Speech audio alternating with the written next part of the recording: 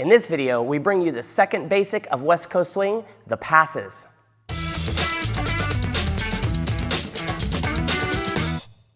Hey gang, Brian B, Miss Megan, West Coast Swing Online. We're bringing you the second in a 3-video series of the basics of West Coast Swing. The first video in the series, which we'll link at the end of this, was the sugar push. This video is going to be the passes, and then the third in our series is going to be the whips. So the passes look like this. We have both a left and a right side pass. They look like this. 1, 2, 3, and 4. 5 and 6, that's called the left side pass. And now we have the right side pass, also called the underarm turn. 1, 2, 3, and 4, 5, and 6. Let's quickly demo those on the other side.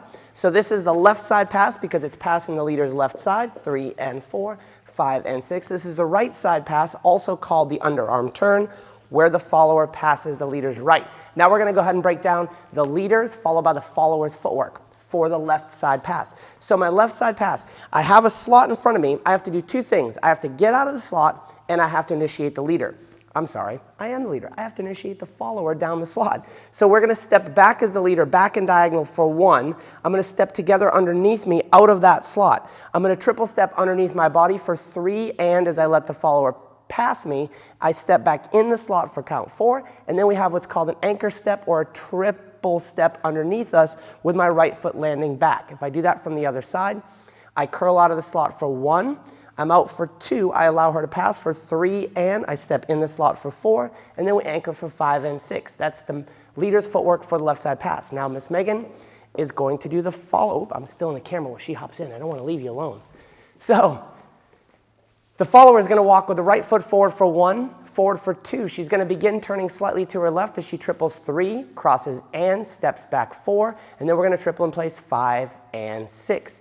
So she walks forward for 1, she walks forward for 2, she begins to turn for 3, crosses and back 4, 5 and 6. So that is the left side pass. Now if we talk about the lead, our centers are connected away with my right foot drawn a little away and the follower's left foot drawn a little bit away. We have a little bit of tension or away connection in the hands. As the leader, I'm going to open my left shoulder, beginning to look to my left as I open the door for 1, 2. Now the follower continues down the path for 3, and we step back in for 4, and we triple for 5 and 6. If we do it from the other side, we have 1, 2, 3, and 4, 5, and 6. That is the left side pass. Now for the right side pass, this is where the follower is going to pass the leader's right side. So I have to exit the slot to my left.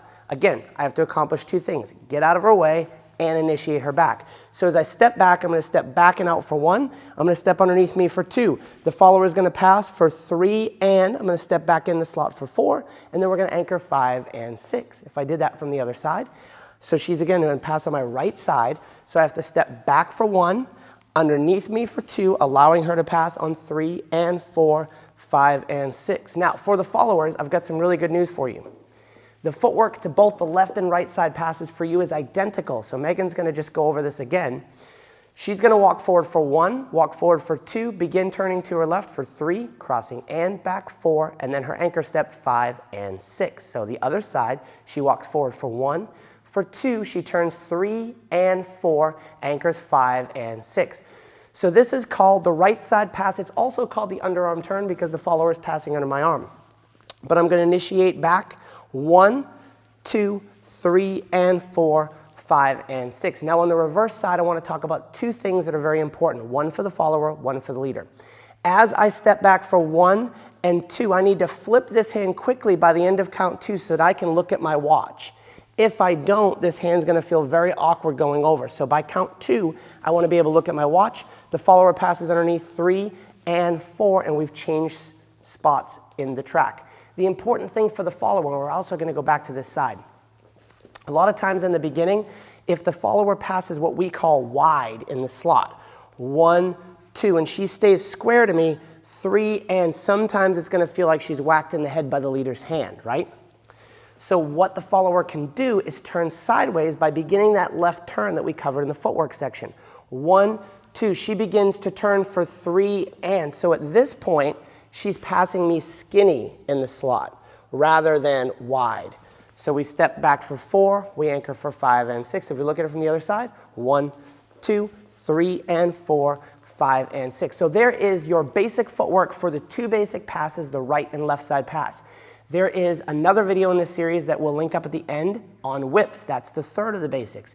But make sure you go ahead and grab our video. I'm going to attach a link right here to 3 keys to better social dancing. So as you get more comfortable in this dance, you want to get that video, the 3 keys, because it's really going to cover a lot of the intricacies of mastering this stuff in a social dance setting. Thanks, guys. We hope to see you guys on a dance floor again soon.